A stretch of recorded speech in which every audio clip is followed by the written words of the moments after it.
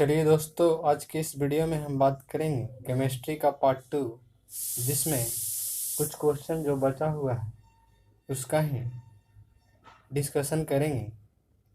चलिए दोस्तों, वीडियो को देर न करते हुए स्टार्ट करते हैं।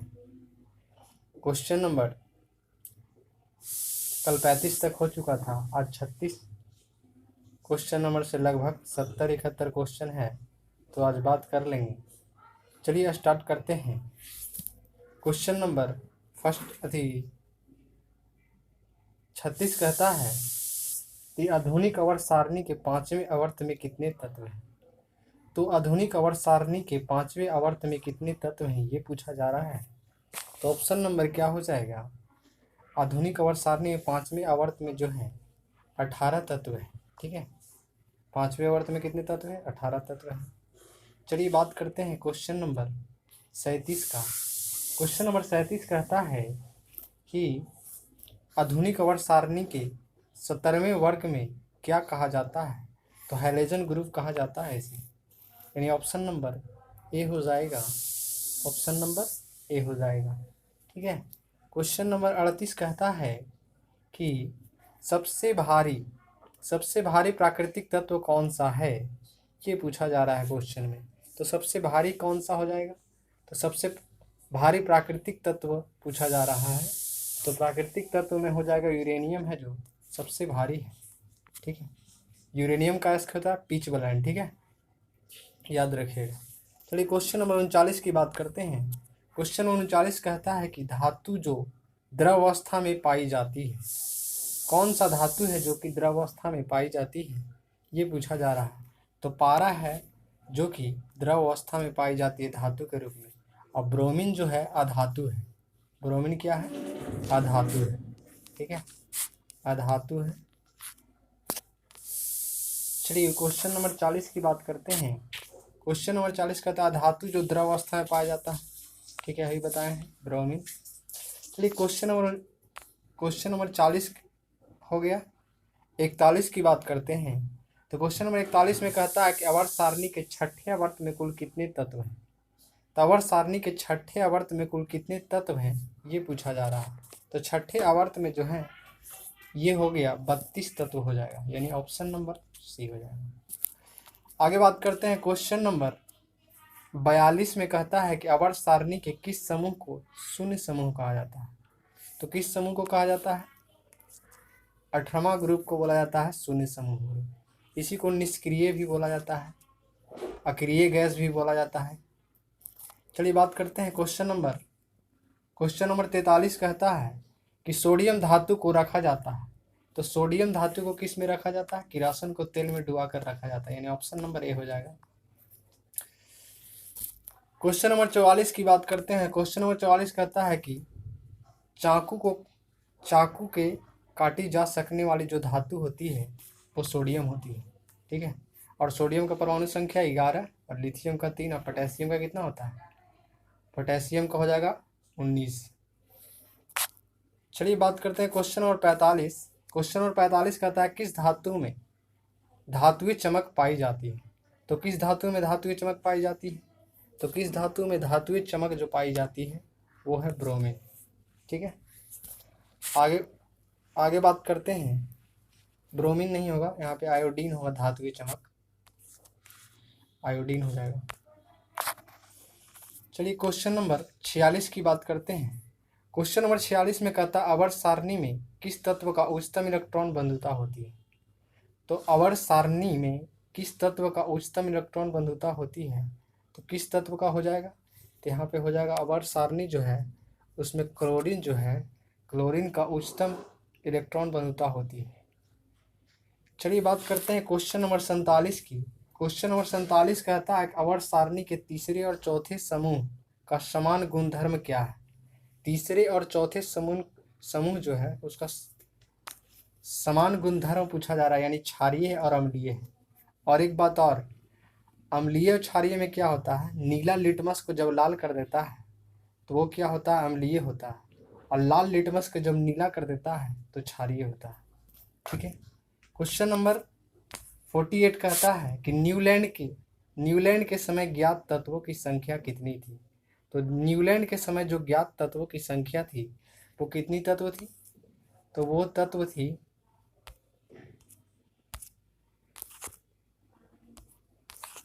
कितनी थी? इस ऑप्शन में आगे बढ़ना पड़ेगा। तो न्यूलैंड के समय जो ज्ञात तत्वों की संख्या थी वो संख्या थी 56, यानी ऑप्शन नंबर सी हो जाएगा। न्यूलैंड के समय ज्ञात तत्वों की संख्या कितनी थी? 56। आगे क्वेश्चन नंबर 49 स्टार्ट करते हैं। क्वेश्चन नंबर 49 कहता है कि आवर्त सारणी में क्षैतिज कतारों में क्या कहा जाता है? तो आवर्त सारणी में जो क्षैतिज कतारों है उसे क्या कहा जाता है? तो उसे आवर्त कहते हैं। ठीक है, आगे बात करते हैं कि क्वेश्चन नंबर 50 कहता है कि आवर्त सारणी में ऊर्ध्वाधर जो होता है कतारों को क्या कहा जाता है? वर्ग कहा जाता है। ठीक है,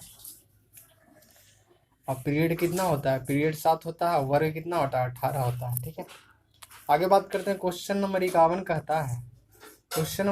कहता है कि मेंडलीफ के समय ज्ञात तत्वों की संख्या कितनी थी? न्यूलैंड के समय जो ज्ञात तत्वों की संख्या कितना होता है? 56 बताएं। और पूछा जा रहा है मेंडलीफ के समय ज्ञात तत्वों की संख्या। तो मेंडलीफ के समय जो ज्ञात तत्वों की संख्या थी वो थी 63, यानी कि 63 संख्या थी। ठीक है, और मेंडलीफ जो है पीरियोडिक टेबल जो सजाया था वो द्रव्यमान के आधार पर सजाया था, और मोजले जो थे वो परमाणु संख्या के आधार पर सजाए थे। ठीक है, आगे क्वेश्चन नंबर 52 कहता है कि अक्रिय गैस जो होता है, अक्रिय गैस हीलियम किस ब्लॉक का सदस्य है? तो हीलियम किस ब्लॉक का सदस्य? तो हीलियम जो ब्लॉक का सदस्य है, एस ब्लॉक का सदस्य। ठीक है, एस ब्लॉक का सदस्य है हीलियम। आगे पूछा जा रहा है हीलियम को छोड़कर सभी अक्रिय गैस, हीलियम को छोड़कर सभी अक्रिय गैस जो है, हीलियम को छोड़कर सभी अक्रिय गैस किस ब्लॉक का सदस्य है? तो हीलियम को छोड़कर जो सभी अक्रिय गैस है वो किस ब्लॉक का सदस्य है? तो किस ब्लॉक का हो जाएगा? ये पी ब्लॉक का सदस्य है। ठीक है, आगे बात करते हैं क्वेश्चन नंबर 54 का। क्वेश्चन नंबर 54 कहता है कि आवर्त सारणी के किस तत्व, आवर्त सारणी के किस आवर्त में बाएं से दाएं जाने पर परमाणु के आकार में क्या परिवर्तन होता है? तो आवर्त सारणी जो है जब बायां से दायां की ओर जाएंगे तो परमाणु के आकार पर क्या परिवर्तन होता है? तो परमाणु के आकार क्या होता है? घटता है। ठीक है, जब बायां से दाएं जाने पर परमाणु आकार क्या होता है? घटता है। ठीक है, क्वेश्चन नंबर 55 कहता है कि आवर्त सारणी के किस तत्व, आवर्त सारणी के किसी वर्ग में, आवर्त सारणी के किसी वर्ग में ऊपर से नीचे आने पर आकार में क्या परिवर्तन होता है? तो आवर्त सारणी जो है किस वर्ग में ऊपर से नीचे आने पर आकार में क्या परिवर्तन होता है, ये क्वेश्चन पूछा जा रहा है। तो आवर्त सारणी में जो है ऊपर से नीचे अगर आएंगे, किस वर्ग में पूछा जा रहा है, किस वर्ग में जो है ऊपर से जब नीचे आते हैं तो आकार क्या होता है? बढ़ता है, यानी ऑप्शन नंबर ए हो जाएगा। ठीक है, आगे बात करते हैं क्वेश्चन नंबर 56 का। क्वेश्चन नंबर 56 कहता है अक्रिय गैसों की संख्या कितनी है? तो अक्रिय गैसों की संख्या कितनी है? 6 है अक्रिय गैस। कौन कौन है? तो सबसे पहले हीलियम है, तो उसके बाद नियॉन है, उसके बाद आर्गन है, उसके बाद क्रिप्टन है, उसके बाद जेनॉन है, उसके बाद रेडॉन है। तो ये 6 गैस जो है अक्रिय गैस है। आगे बात करते हैं अक्रिय गैसों की संयोजकता कितनी होती है? तो 0 होती है संयोजकता, यानी ऑप्शन नंबर ए हो जाएगा। क्वेश्चन नंबर 58 कहता है किस अक्रिय गैस का उपयोग विद्युत बल्ब में किया जाता है? किस अक्रिय गैस का उपयोग विद्युत बल्ब में किया जाता है? तो विद्युत बल्ब में प्रयोग करते हैं किस, ऑर्गन को प्रयोग करते हैं विद्युत बल्ब में ऑर्गन का प्रयोग करते हैं, यानी ऑप्शन नंबर ए हो जाएगा। क्वेश्चन नंबर 59 कहता है किस तत्व के परमाणु की अंतिम कक्षा में उपस्थित इलेक्ट्रॉन की संख्या कहलाती है? किस तत्व के परमाणु की अंतिम कक्षा में उपस्थित इलेक्ट्रॉन की संख्या कहलाती है? तो इलेक्ट्रॉन की संख्या क्या कहलाती है? संयोजी इलेक्ट्रॉन कहलाती है, यानी ऑप्शन नंबर बी हो जाएगा। ठीक है, आगे बात करते हैं क्वेश्चन नंबर, आगे आते हैं क्वेश्चन नंबर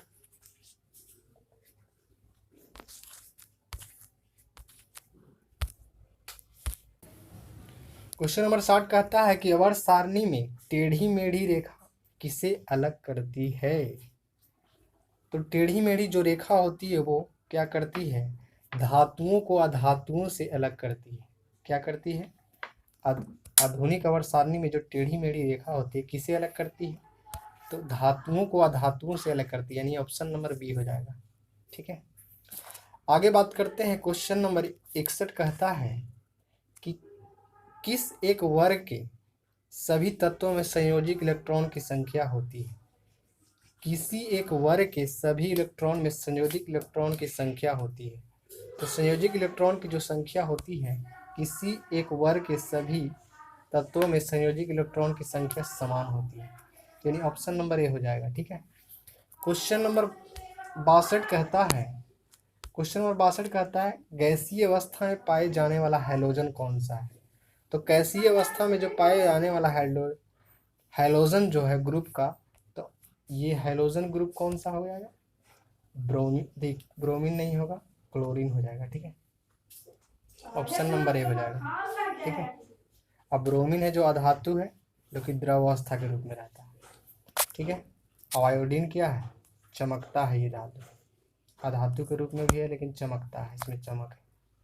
ठीक है, आगे क्वेश्चन नंबर 63 कहता है कहता है 63 में कि ठोस अवस्था में पाए जाने वाला हैलोजन, ठोस अवस्था में पाए जाने वाला हैलोजन कौन सा है। तो ठोस अवस्था में जो पाया जाता है हैलोजन वो कौन सा है, तो सोडियम हो जाएगा, आयोडीन हो जाएगा, आयोडीन जो है वो ठोस अवस्था में पाए जाने वाला हैलोजन है, हैलोजन ग्रुप का पूछा जा रहा है। तो हैलोजन ग्रुप में कौन है, क्लोरीन, आयोडीन हो गया, ये सब हैलोजन है, क्लोरीन, ब्रोमीन, आयोडीन, फ्लोरीन भी हो जाएगा हैलोजन ग्रुप। चारों दिया हुआ हैलोजन ग्रुप, लेकिन पूछा जा रहा है ठोस अवस्था में पाए जाने वाला हैलोजन ग्रुप, तो आयोडीन हो जाएगा। ठीक है, अब आयोडीन की कमी से कौन रोग होता है, घेंघा रोग होता है। आगे बात करते हैं। क्वेश्चन नंबर 64 में कहता है कौन सा अक्रिय गैस वायुमंडल में नहीं पाया जाता है। तो वायुमंडल में नहीं पाए जाने वाला गैस जो है रेडॉन है। ठीक है, अब परमाणु संख्या में बात कर लेते हैं ऑप्शन नंबर के अनुसार। ऑर्गन का परमाणु संख्या कितना होता है, तो 18 होता है। क्रिप्टॉन पूछा जाएगा तो 36 होता है। जेनॉन पूछा जाएगा तो 54। और रेडॉन का कितना होता है परमाणु संख्या, कितना होता है परमाणु संख्या रेडॉन का, तो रेडॉन का हो जाएगा 86। ठीक है, आगे बात करते हैं। क्वेश्चन नंबर 65 कहता है वायुमंडल में सर्वाधिक मात्रा में पाए जाने वाला अक्रिय गैस, वायुमंडल में जो है सर्वाधिक मात्रा में पाए जाने वाला अक्रिय गैस की बात कर रहा है। अक्रिय गैस में 0.93% ऑर्गन पाया जाता है। ठीक है, 0.93% ऑर्गन पाया जाता है। आगे बात करते हैं। क्वेश्चन नंबर 66 में कहता है ऑर्गन की खोज किसने की है। तो ऑर्गन की खोज जो है रेमजे के द्वारा किया गया है, रेमजे वैज्ञानिक ने ऑर्गन की खोज किए थे। आगे क्वेश्चन नंबर 67 कहता है कि सर्वाधिक यौगिक बनाने वाला अक्रिय गैस कौन सा है। तो सर्वाधिक जो यौगिक बनाता है वो जेनॉन बनाता है, जेनॉन सर्वाधिक अक्रिय जो है सर्वाधिक यौगिक बनाता है। क्वेश्चन नंबर 68 कहता है कि किस अक्रिय गैस का उपयोग रेडियोथेरेपी में कैंसर रोगों को इलाज में होता है। तो कैंसर रोगों को इलाज में किया जाता है किस गैस, अक्रिय गैस का। तो किस अक्रिय गैस का, रेडॉन का प्रयोग किया जाता है कैंसर के इलाज में, कैंसर रोग के इलाज में किया जाता है रेडॉन का। ठीक है, आगे बात करते हैं। क्वेश्चन नंबर 69 कहता है कि ऑर्गन का द्रव्यमान कितना होता है। तो ऑर्गन का द्रव्यमान कितना होता है, ऑर्गन का जो द्रव्यमान होता है वो होता है 40 और परमाणु संख्या कितना होता है 18। ठीक है, आगे बात करते हैं। क्वेश्चन नंबर 70 कह रहा है हीलियम की बृहत्तम कक्षा में कितने इलेक्ट्रॉन होते हैं। तो हीलियम के जो बृहत्तम कक्षा में होते हैं वो 2 इलेक्ट्रॉन होते हैं। ठीक है, और क्वेश्चन नंबर 71 कह रहा है, आज का सबसे लास्ट क्वेश्चन है 71, वो कह रहा है हीलियम को छोड़कर सभी अक्रिय गैसों में बृहत्तम कक्षा में कितने इलेक्ट्रॉन होते हैं। तो हीलियम को छोड़कर जो सभी अक्रिय गैस होते हैं वो बाहरी कक्षा में जो इलेक्ट्रॉन होते हैं वो 8 होते हैं। ठीक है, 8 होते हैं। ठीक है, चलिए आज का क्लास यहीं तक रखते हैं। जय हिंद दोस्तों।